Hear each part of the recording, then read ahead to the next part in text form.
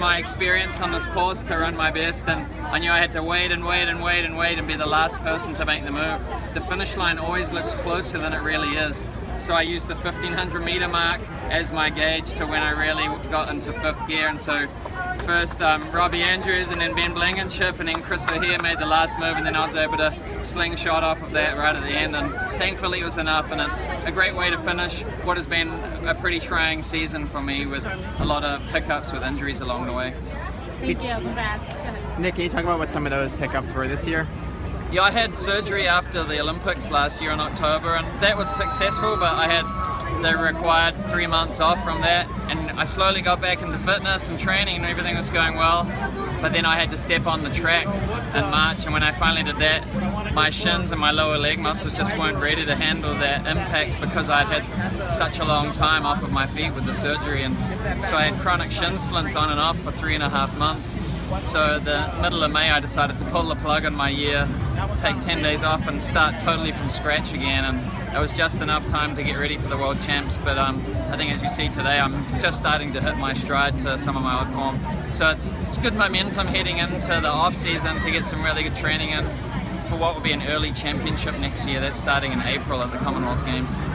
What was the surgery? I had sports hernia, a bilateral release on my adductors and my lower rectus abdominis.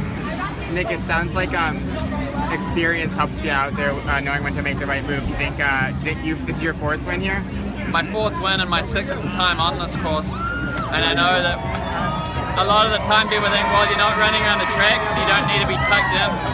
But I always enjoy getting sucked through in the vacuum of the pocket, sort of like you've got the duck formation and then I come in the middle of that. A lot of guys think they don't need to be sheltered, but there's so much time to get out later on. It's very difficult to get boxed in on a straight line race, so I may as well be just sitting, relax as long as possible. And unfortunately I had that extra gear to go to after everyone else had already made their move. How did you know that it was, you couldn't wait any longer, that was when you had to go? When Chris O'Hare made his move, I knew I had to follow him, and then when I did that, I still had another, I just naturally went into that final gear, and I actually hit my maximum with about 60 to go, but fortunately no one passed me. I think I ran over one of the manhole covers with 30 to go, and I was already at my max, so I was worried that I was going to fall over there because I was already almost like stumbling over myself by that point, but thankfully I had enough for the victory. How long will you take off now? I'll just take 3 or 4 days off.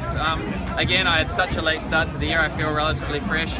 I've been training fairly high volume right up to this race. When I say fairly high, I've just been running 60 to 70 minutes a day, so that when I resume training next week, I won't get injured jumping straight back into higher mileage. So I'm looking forward to the next 3 months, trying to build a really strong base to maybe give the 5K a serious crack at the Commonwealth Games. So. And where does the 1500 kind of figure for you for next year, or is it more about 5K now? It's both. Like, my best 1500 meter times have come off of 5K training, and I did the double at the Glasgow Commonwealth Games. The 5K didn't go well, but I still won a medal in the 1500, so I know doubling doesn't impact my 1500. So yeah, I certainly want to still clock a fast time in Monaco next year to prove that this year was the exception, not the rule. Of people think, well, he's 34, 35, maybe he's projecting down, but I think it was more of a case of just injuries holding me back this year. How much work did you actually have going to London? Like, how many weeks under your belt? Well, I was on and off for most of the year, so it wasn't like I was starting completely from scratch. But after the 10 days off, I really resumed training June 1st. So I had 6 weeks to hit my qualifying time, and then another 3.5 weeks into the Worlds. Were you ever worried that you weren't going to get the qualifying time because it came down right towards the end? I knew if I got into Monaco that I'd get it, but I wasn't sure I'd get into Monaco because our sport has become a lot more merit-based, I would say. The depth has forced the meet directors to have to base things more on merit because there are a lot more agents representing different athletes. It's not like, it used to be there were 3 or 4 agents who could basically have all of the control of entries into races. So that's good, but it also means for someone like me, it's hard, it's not a guarantee to get a start line. But I was fortunate, 5 days before the race they said you could get in, and once you're in a race getting dragged through at the back, it's a lot easier. I saw you out there cheering on Lachlan in the kids race earlier. Is he showing signs of a bit of runner? Oh, he's just enjoying lots of different things. He loves riding his bike, he loves playing with his lightsabers, but he loves the idea of competing and on your marks, get set, go. He's down at the track with us every day. But if he wants to do it, I'll let him do it, but we're never going to force it into him.